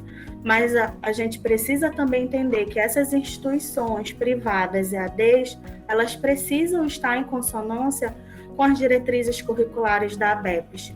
E na sua maioria, né, eu não posso afirmar se é a maioria, mas eu posso afirmar que na sua maioria não seguem essa diretriz. E aí a diretriz curriculares, ela se materializa dentro do nosso projeto ético-político. Então, por isso que nós lançamos a crítica, né? Eu digo nós, críticos, né? Profissionais críticos, e eu sou marxista, então eu defendo essa formação profissional crítica e presencial, né? Que esteja por meio aí coadunando com o nosso projeto ético-político. Então, acho que a instituição, ela precisa sim parar de ser mercantilista, né? E poder coadunar junto com o nosso projeto ético-político e fazer e dar, eu acho que, uma materialização de uma formação qualificada, né? Isso é obrigação de quem está ali oferecendo o serviço. Então, por isso que nós devemos, sim, defender esse projeto, defender essas diretrizes curriculares da ABEPS, porque é uma diretriz que coaduna, né, no termo marxista, crítica, né, da nossa formação. Então, não é que há um preconceito sobre isso, não. Né? Quem está ali fazendo EAD, eles não são os inimigos, não é isso. Tem toda uma questão, né? Política, tem toda uma discussão mesmo da mercantilização do ensino superior. E a gente tem que defender uma formação com qualidade, com criticidade, principalmente na nossa profissão. Sobre o CRES, das 40 horas, não foi, Ritinha, que pediram como é que o CRES vê isso nos editais? É isso? Tu pode... O que pode ser feito em relação a esses editais com 40 horas? Essa que foi a pergunta, né? O que ela...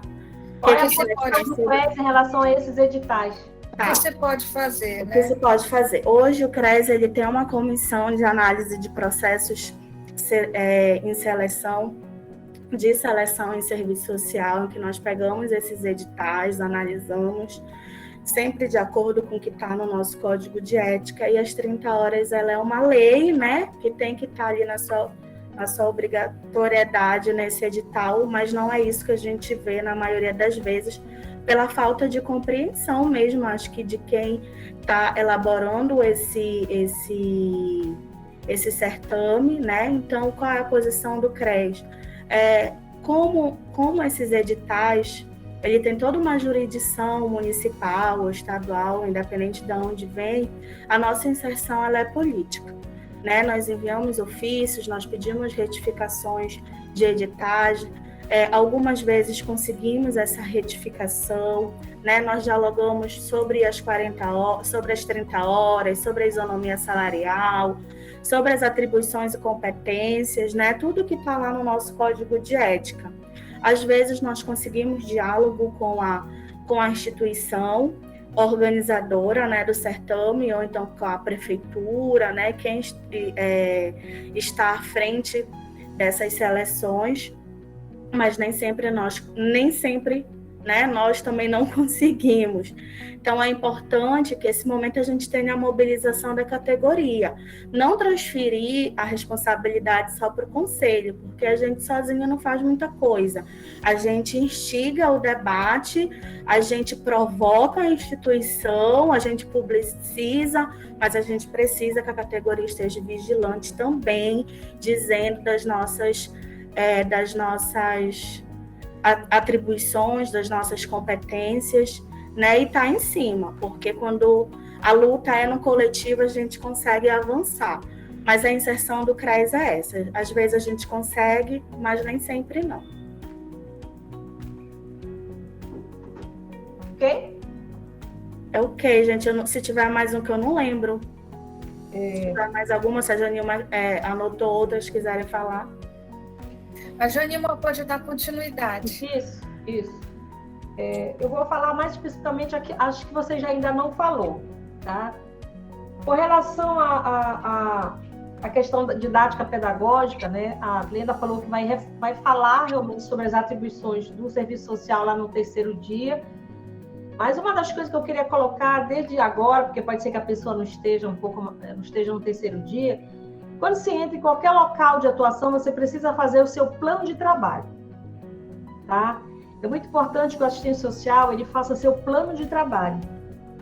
E que se ele trabalha no setor, o setor é de serviço social ou se é o setor psicossocial, por exemplo, lá onde eu trabalho, nosso setor é o psicossocial, né? E não é o setor do serviço social psicologia, trabalhamos juntas, uma categoria com a qual eu sempre trabalhei há muitos anos, adoro trabalhar com os psicólogos. Nós sempre construímos muita coisa na área da educação, muito importante. Então, a primeira coisa, faça seu plano de trabalho. Lá no seu plano de trabalho, você vai dizer quais são as coisas que o serviço social pode fazer. Atendimento ao público, atendimento aos alunos, atendimento às famílias, atendimento ao servidor, ministrar formação, participar de reuniões, e algumas reuniões que são muito importantes, quando você estiver construindo política de educação, organizar seminários, conferências, participar de conferências na área de educação e outras também. A educação não pode ser uma ala isolada. Você precisa estar em articulação com as outras políticas, é fundamental para que a educação cresça e você, enquanto profissional, cresça junto com esse trabalho, tá? Então, você precisa fazer o seu plano de trabalho. Lá em Barcarena, eu fui a primeira assistente social da Secretaria de Educação. Inicialmente, eu trabalhei sozinha. Como só tinha assistente social em 3 escolas e lá tinham 40 escolas, eu precisava fazer um serviço itinerante. Eu saía da secretaria para atender nas outras escolas, né? Até que ele começasse a colocar assistente social em algumas. Então, as escolas maiores tinham assistente social, as menores não. Então, você senta e planeja quais são as intervenções que você pode fazer dentro da Secretaria de Educação e o que você pode fazer na escola, tá?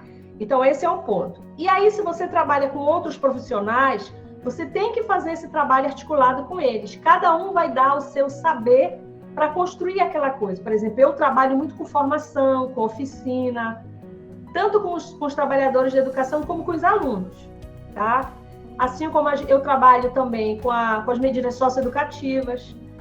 Quando as escolas não têm assistente social, a gente procura dar um suporte aos adolescentes sobre as medidas socioeducativas, a gente contribui com o projeto político-pedagógico da escola. Então, assim, existe uma série de atribuições que a Brenda vai estar falando com vocês sábado.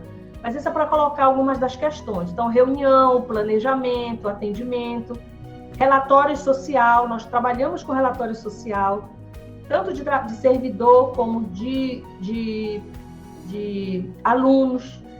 Às vezes, trabalhamos na questão da evasão escolar, acompanhamos o processo do Bolsa Família, analisamos a situação, acompanhamos também a situação dos alunos na educação especial. Então, assim, tem muita coisa que pode ser feita dependendo do que o teu município vai estabelecer, né? Tem local que você vai chegar, eles não vão te capacitar. Eles vão dizer, bem, tu passaste num concurso, no PCCE, fosse contratado, executa teu trabalho, você vai ter que planejar. E tem local que você vai ser capacitado para isso. Vão dizer o que querem que você faça, o que você não faça na área da educação. Mas uma das coisas importantes é faça seu plano de trabalho, tá? Com relação aos livros, realmente nós estamos com a nossa referência, mas de antemão eu diria para vocês lerem as atribuições privativas do Serviço Social, que é do Cefes. Muito bacana para falar sobre as atribuições da gente em qualquer política, tá? E também os subsídios do Serviço Social para a Educação. E aí nós temos uma outra gama de referências que nós colocamos aqui, alguns sobre educação e outras sobre o trabalho de serviço social no geral, mas que vai completar. Mas de antemão vocês podem ir acompanhando logo com isso. Com relação à assistência social nas escolas, eu já falei, né? A questão do avanço da lei, realmente a lei avançou, a nossa situação avançou, mas alguns municípios estão voluntariamente querendo aderir, fazendo a sanção nos seus municípios, né? Aprovando a situação nos seus municípios, e outros ainda vão resistir, com certeza. Não porque eles não concordam com o serviço social na educação, tá? Mas porque eles têm medo de ser mais uma questão financeira para eles. Porque uma coisa eu vou dizer para vocês, eu sempre tenho visto que as escolas recebem muito bem o trabalho do serviço social. Então, as escolas querem o nosso trabalho, porque eles sabem que nós temos muito a contribuir no processo de ensino-aprendizagem, tá? Inclusive na questão das violências. A Brenda deixou bem claro que nós não podemos estar na escola só para lidar com violência. Isso é um risco muito grande que a gente sofre. Tem locais que acham que você vai para lá só para controlar a violência, briga de aluno e tal. Não. Essa é uma das coisas que a gente vai estar atuando. Mas a gente reforça sábado, ok? A questão da formação em serviço social em AD, né? Acho que foi a Suelen. Suelen, quando nós... na época que eu formei, né? 94 para 95, praticamente só existiu 2 universidades que tinham curso de serviço social. Era a UFPA e a UNAMA, né? Então, os cursos eram presenciais. E aí, depois começaram os cursos EADs, que foram os cursos à distância. Então, as coisas aceleraram muito rápido. O próprio CRES e o Cefes, eu acho que eles foram precisando agir de forma rápida para saber se as universidades estavam seguindo ou não o currículo, porque existe um currículo, como a Glenda falou, né? Nós temos uma grade curricular, né? Nós temos nossos referenciais, que é defendido pelo conjunto Cefes-CRES e a APEPS, né? Que é a Associação Brasileira de Pesquisa e Serviço Social. Então, é preciso ter isso. E era fácil o CRES conseguir organizar a documentação com alunos formados em 2 faculdades. Pensa o CRES pegar 40 faculdades, que é o que tem no estado do Pará. Cresceu o contingente de processos para serem analisados, né? Eram muito mais pessoas se formando num ano só. Então, os CRES tiveram que se preparar para esse contingente, né, que surgia a cada ano, e também estar junto com o MEC, verificando se essas faculdades estavam regularizadas. E, infelizmente, nós identificamos, como a Glenda falou, algumas faculdades que estavam atuando sem a regularização do MEC, que é fundamental, é lei, tem que estar, e algumas faculdades com currículo muito mínimo, entendeu? Que ia te formar como assistente social, mas com uma debilidade bem maior, tá? Então, por isso que a gente vem debatendo, né, a situação das universidades EADs, né, e as universidades presenciais, tá? Mas a intenção é que tanto as presenciais como as EADs, elas tenham condições de formar bons profissionais para o mercado de trabalho. Não adianta só formar o assistente social, ele tem que estar apto para atender dentro daquilo que está determinado pelo nosso projeto ético-político, tá? Senão, infelizmente, não é uma coisa que a gente ficaria satisfeito se o assistente social não tiver uma boa formação, tá? Então, essa situação. Claro, deixando claro que nós aprovamos, eu, por exemplo, né, nós aqui do Conjunto Cefes-CRES aprovamos prioritariamente as universidades públicas gratuitas e de qualidade, tá? Mas nós sabemos que as públicas não têm condições de vaga para todas as pessoas interessadas, nem na capital, nem fora da capital, necessidade que houve de surgir as universidades privadas, tá? Assim como acabaram surgindo as universidades à distância, porque o mercado não tinha condições de ofertar a demanda existente. Então, eu acho que ficou por aqui. Eu não sei se ficou faltando responder alguma coisa que a Brenda já não tenha respondido, ok?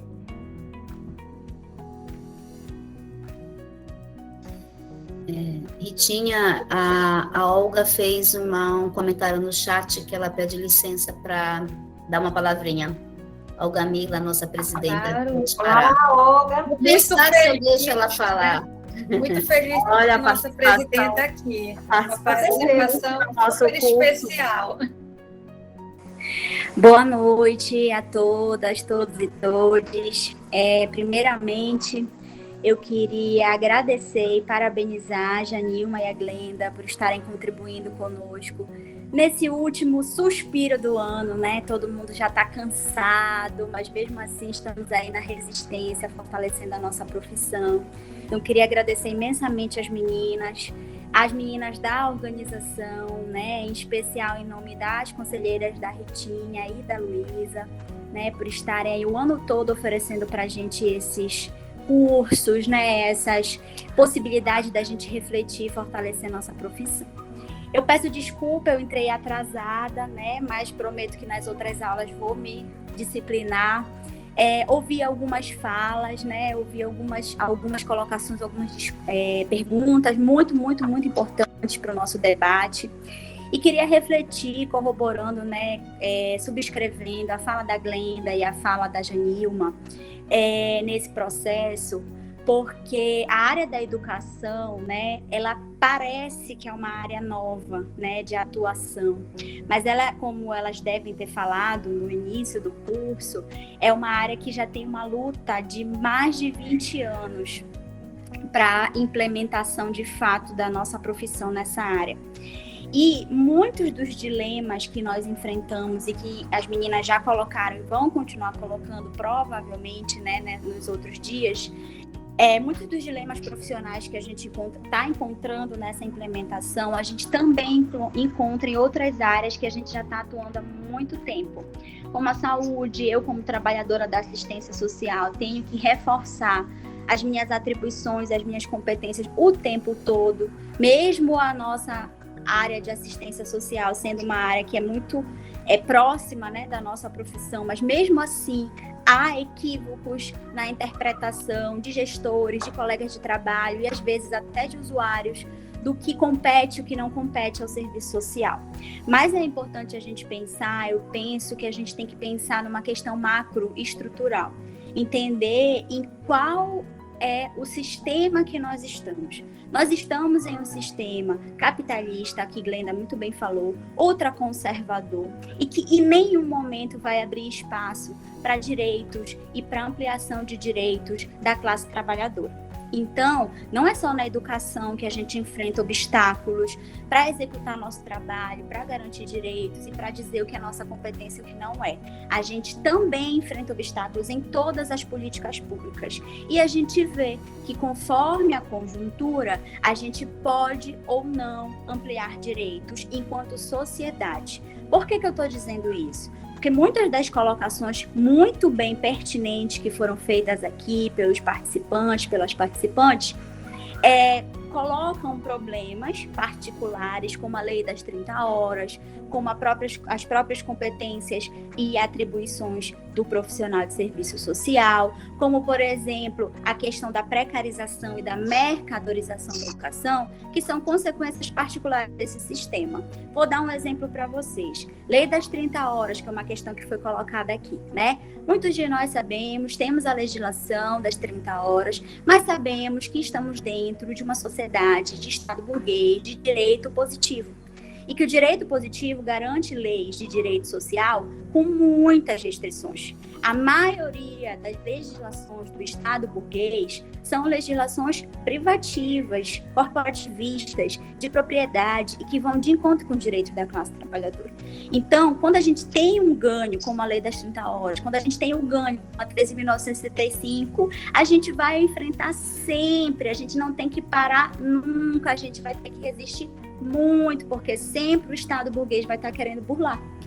O que a gente acompanha nos municípios, quando a gente vai dialogar com os profissionais, já pude participar de algumas intervenções em Canaã dos Carajás, em Castanhal, em Abaetetuba, estamos organizando algumas outras em outros municípios que eu ainda não posso falar, mas essas intervenções com relação a essa questão da lei da educação, as gestões muitas vezes colocam muitos obstáculos, como o Janil e a Glenda falaram, usam de outras legislações do direito positivo para colocar obstáculos. E a nossa tarefa, enquanto assistente social que defende um outro projeto de sociedade, é tentar contra-argumentar, remar contra a maré, remar contra a corrente, para que a gente possa alcançar a ampliação dos direitos. Então, não é só na educação. Hoje a gente está estudando a educação, mas em todas as outras políticas vai ser desse jeito. E isso é um papel que não é só do Conjunto Cefes-CREs, que é de toda a categoria dos assistentes sociais e, principalmente, é de toda a sociedade, é dos nossos usuários, é das pessoas com quem a gente trabalha, que a gente precisa fortalecer a educação de base com essas pessoas, para que a gente possa entender qual é a orientação do Estado burguês que nós vivemos e como que a gente vai alcançar estratégias de ampliar direitos que não é interesse do Estado burguês, né? Direitos nossos enquanto assistentes sociais, enquanto classe, e também direitos dos usuários que são também classe trabalhadora, assim como nós, e que a gente trabalha para eles e nós sabemos disso. Então, Lei das 30 Horas, a intervenção, ela é da categoria. Quando sai um edital com 40 horas, todos nossos WhatsApps, nossos e-mails bombam de todos os conselheiros. Toda a categoria vem, olha, tá vendo o edital, não sei aonde, bababá. E toda essa questão, né, é de visibilidade da nossa profissão. E a gente precisa intervir sim, e a gente tem intervido bastante no sentido de resistência desse governo ultraconservador a nível federal que a gente tem. Que bom que aqui em Belém a gente tem um governo de esquerda e que tem identificado nossos direitos e as nossas políticas sociais de uma forma, né, mais progressista. Mas a gente sabe que a luta não é só em Belém, a luta é em todo o Brasil. E com relação especificamente à educação, tanto faz se é educação básica ou educação de nível superior, a nossa defesa, como Glenda falou, como Janilma falou, é de uma educação pública, gratuita, laica, de qualidade, independente se é do maternal, da creche, até o nível superior, a pós-graduação, mestrado, doutorado. O acesso para a população irrestrito e universal, com qualidade. Nós também fazemos parte, acho que Francisco está aqui também, Laís está aqui também, assim como Glenda, eu e outras pessoas fazemos parte de um grupo de estudo que a gente estuda a formação profissional em serviço social. E a gente sabe que a nossa formação profissional tem sim muitas lacunas, que a gente precisa superar muitas lacunas da nossa formação, que a realidade é muito maior, dinâmica, e que a gente precisa estar correndo atrás, estudando para a gente aprender sobre essa realidade. E principalmente, independente, a nossa defesa é de um Estado social democrata, de bem-estar social, como na Europa, que as pessoas não precisam nem fazer vestibular para entrar na universidade, porque até o vestibular é excludente e nós sabemos disso.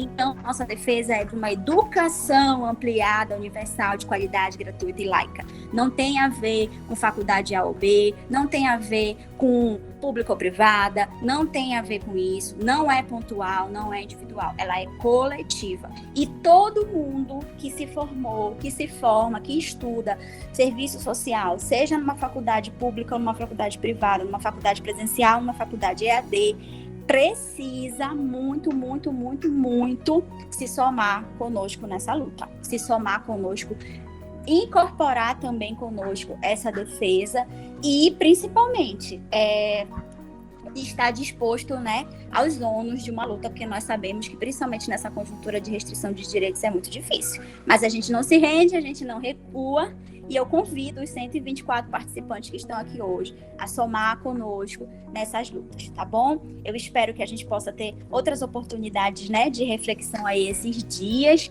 Muito obrigada pela atenção de vocês e passo a palavra de volta para os palestrantes. Obrigada, meninas. Boa noite. Boa noite, Olga. Boa noite, Olga. Boa noite, boa noite. Meninas, vocês podem fazer as considerações finais de hoje, por favor? Nós temos várias perguntas, só que pelo adiantar da hora, nós vamos guardá-las para amanhã, no começo da atividade, a gente traz as perguntas para o debate, tá bom?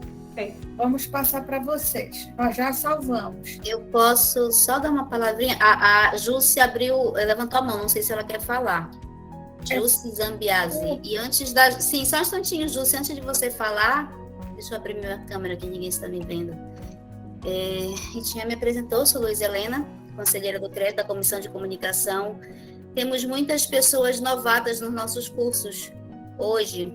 Então, por favor, gente, quando a gente fala para guardar a frequência que vocês estão atrapalhando, se imaginem numa sala de aula onde o professor, o palestrante está se esgoelando para falar e todo mundo está levantando a mão. Professor, cadê a frequência? E batendo papo, eu quero sair. É a mesma coisa. Então a gente tem que ter um compromisso. Eu sei que tu está gravando, depois a gente corta. Pois A gente corta, Deixa elas falarem primeiro. Não, porque elas vão falar e a gente vai nesse assunto. a frequência. Deixa eu só encerrar rapidinho. Então, assim, aguardem que quem está com dificuldade, nós vamos esperar. E por que eu estou falando isso? Porque a gente tem curso amanhã e sábado, e todo dia a mesma história. Atrapalha porque nós precisamos ter uma série de perguntas importantes aqui que eu não consegui nem copiar, porque quando vocês perguntam a frequência, as perguntas sobem e a gente não consegue acompanhar no chat. A gente está dando apoio para as meninas, tentando dar esse feedback para que o curso tenha a qualidade que ele está tendo, e é maravilhoso, né? Então a gente precisa da colaboração de todo mundo. Quem tiver dificuldade, aguarda um pouquinho. Hoje vai ser assim, amanhã e depois de amanhã também, tá? E eu sou chata, eu sou enjoada e eu tinha que me meter porque tá complicado, gente. É como se a gente estivesse numa sala de aula com 500 pessoas falando ao mesmo tempo, aí tá bem complicadinho. E pronto. Depois a gente vai cortar essa parte, Ritinha, não te preocupe. Depois a gente vai ter trabalho de editar, vai ter que cortar. É fácil, eu já aprendi, é facilzinho. Que bom. Meninas, por favor, tá? Desculpem esse desabafo, mas vamos dar continuidade. Vamos lá. Janilma e Glenda, fiquem à vontade. Bem, eu agradeço, né, a participação de toda a categoria aqui, né, estudantes, profissionais. Algumas pessoas são daqui do estado do Pará, eu vi que tem gente também de outros estados. Então, é um prazer muito grande poder contribuir com essa discussão, tá bom? Obrigada, boa noite. Amanhã a gente se encontra por aqui, tá? Bom, eu também quero agradecer, né? Agradecer a comissão do minicurso, a comissão de comunicação, né? As meninas que estão aí à frente, de todas essas séries de cursos, né? Que o CRES vem realizando desde lá da Semana do Assistente Social em maio. Então, muito obrigada por esse momento, né? Que é tão importante para a nossa categoria estar debatendo sobre isso, que esse ano veio, né, mais veementemente a discussão da Lei 13.935, apesar de ser aí uma luta histórica, né, um debate histórico da categoria há mais de 20 anos, mas está vindo com mais força agora, depois da aprovação. Então, instigar a categoria a debater, a discutir sobre isso, a entender o que é o serviço social na escola, né? A importância da inserção dos assistentes sociais na escola, para que a gente possa, de fato, obter, né, uma educação com qualidade, né? Como a gente vem aqui pautando, dessa defesa, né, de uma educação pública, laica, gratuita e de qualidade. Então, muito obrigada por esse momento, obrigada a todos e todas e todos que ficaram até agora conosco, né, nos ouvindo. Amanhã tem mais, amanhã em sábado, que vocês possam estar aqui de novo, né, contribuindo. Acho que todas as perguntas foram muito importantes no chat, né? Se a gente não conseguiu responder, mas como a Ritinha colocou, a gente vai tentar. Amanhã e vai ter sábado também. E é isso, tragam as suas inquietações, aqui a gente está para dialogar, para debater e nos fortalecer, porque eu reforço que é no coletivo que a gente se encontra, né? Então, muito obrigada. Obrigada, Ritinha. Obrigada, Heloísa. Obrigada, Janilma, também. Obrigada, Glenda. Boa noite. Obrigada, meninas. Boa noite. Boa noite. Agora a gente vai explicar o link de frequência, gente. A gente pode sair ou não?